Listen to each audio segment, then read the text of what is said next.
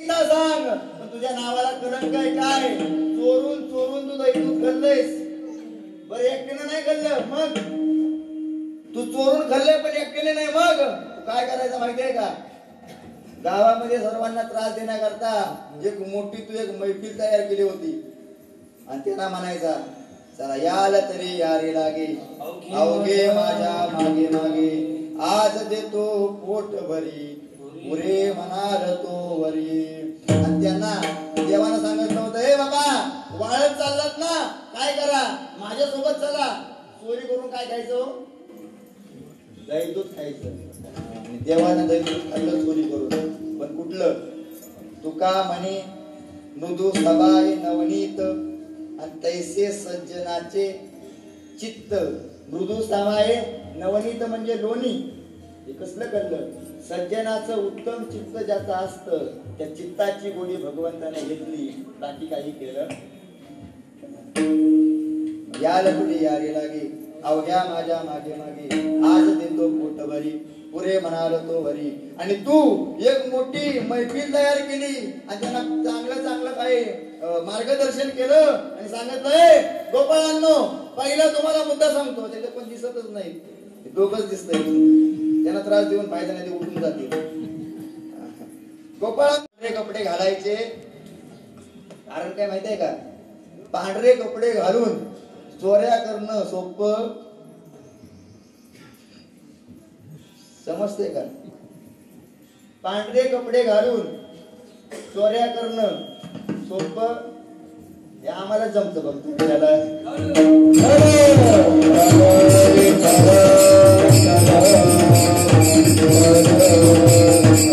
परत चोरीला जाताना जास्त असे धोतर वगैरे घालून जायचं नाही का?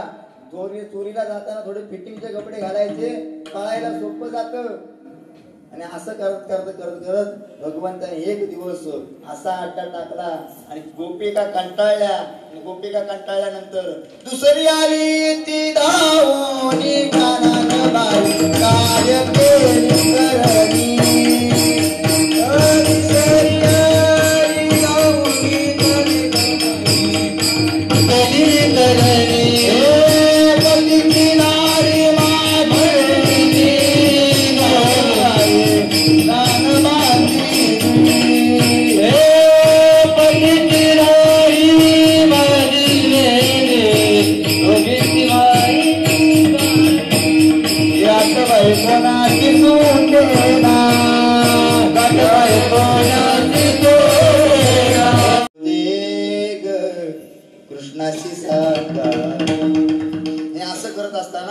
भगवंताने विचार केला मागच्या जन्माचं कुणाला तरी वरदान दिलंय, त्याला मोक्षाची गती दिल्याशिवाय सोडायचं.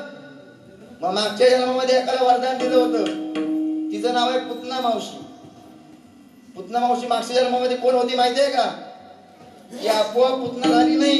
मग जेव्हा बटू अवतारामध्ये भगवंत परमेश्वर परमात्मा बटू अवतारामध्ये बळीच्या घरामध्ये गेला होता. आणि बळी म्हणजे दैत्यांचा राजा आणि दानशूर राजा म्हणून बळीचं वर्णन होतं. आणि गेल्यानंतर बळी म्हटलं हे बाबा तू ब्राह्मण आहेस, बटू आहेस, माझ्याकडून तुला काय पाहिजे ते मागून घे. पण दैत्य गुरु शुक्राचार्य हुशार होते. तुम्ही सर्व भारतवाली मंडळी आहेत, नातवाली मंडळी, तुम्हाला सर्व ज्ञान द्यायचं. दैत्य गुरु शुक्राचार्य हुशार होते. शुक्राचार्यांनी विचारलंय बाबा बटू अवतारामध्ये दिसतोय एवढा एवढा आहे, याच्यावरती विश्वास ठेवू? हा तुला धोका दिल्याशिवाय राहणार. पण ऐकले नाही का? न ऐकावे ऐसे गुरुचे वचन जेने नारायण अंतरेल. अशा गोष्टी गुरुच्या देखील ऐकायच्या नाहीत की ज्याच्यानं आपल्या वाचून देव लांब जाईल. म्हणून काय केलं? मागचा विचार केला नाही. म्हटले बटू अवतारामध्ये तो ब्राह्मण आहे, तुला जे पाहिजे ते माग. म्हणजे ठीक आहे.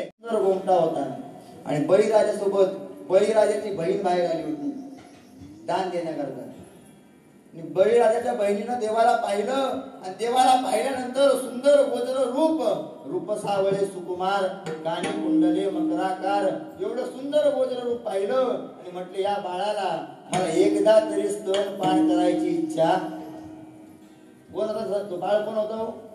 देव होता. देव म्हटले या बाळाला मला एकदा तरी स्तनपान करण्याची इच्छा आहे, मला याला स्तनपान करायचंय. मग म्हटले दादा काय काय बाळ आहे रे, जे पाहिजे ते देऊन टाक. म्हटले ताई देणारच आहे. म्हटले काय पाहिजे ते माग. म्हटले दिलं. काय पाहिजे? 3 पावलं पृथ्वी. दैत्यगुरु शुक्राचार्य म्हटले बाबा बळीराजा हा दिसतोय छोटा पण याची करामत मोठी आहे, देऊ नको. मागचा पुढचा विचार केला नाही. काय केलं? हातावरती पाणी घेतलं आणि म्हटले 3 पावलामध्ये जेवढी तुला. आणि आतमध्ये पाणी घेत असताना एक छिद्रामध्ये दैत्यगुरु शुक्राचार्य छोटे झाले आणि आतमध्ये छिद्रामध्ये जाऊन बसले. का? संकल्पाचं पाणी बाहेर येऊ नये म्हणून. पण देवानं पण त्या बळीराजानं मागचा पुढचा विचार नाही केला. काय केलं? एवढी काठी घेतली. काठीने काय केलं? तो छिद्र होता, त्या छिद्रामध्ये काठी भरली आणि काठी एकदा भरल्यानंतर काय झालं? बळीने आंधळा शुक्र केला.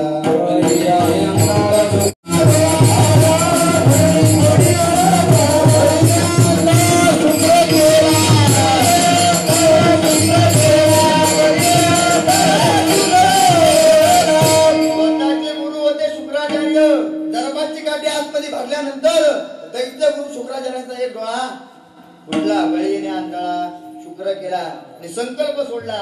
याच्या 3 पावलामध्ये जेवढी भूमी बसेल तेवढी भूमी याला मी दान केली समजायची. यानं काय केलं? एकाच पावलामध्ये स्वर्ग, दुसऱ्या पावलामध्ये मृत्यू. सर्व घेतलं, सर्व आकाश सर्व घेतला, काबीज करून यानं घेतला दुसऱ्या पावलात. आणि आता विचारलं राजा 3रं पाऊल पुढे ठेवायचं सांग. स्वर्ग मृत्यू पाताळ 2 पावलामध्ये आपलंय, 3रं पाऊल कुठे ठेवायचं? राजा होता. बळीराजा म्हणजे सामान्य नव्हता. बळीराजानं सांगितलं देवा 3रं पाऊल ठेवायला जागा नसेल तर एक काम कर, माझ्या मस्तकावरती ठेव. आणि मस्तकावरती पाय ठेवला. काय झालं माहितीये का? तुका म्हणे बळी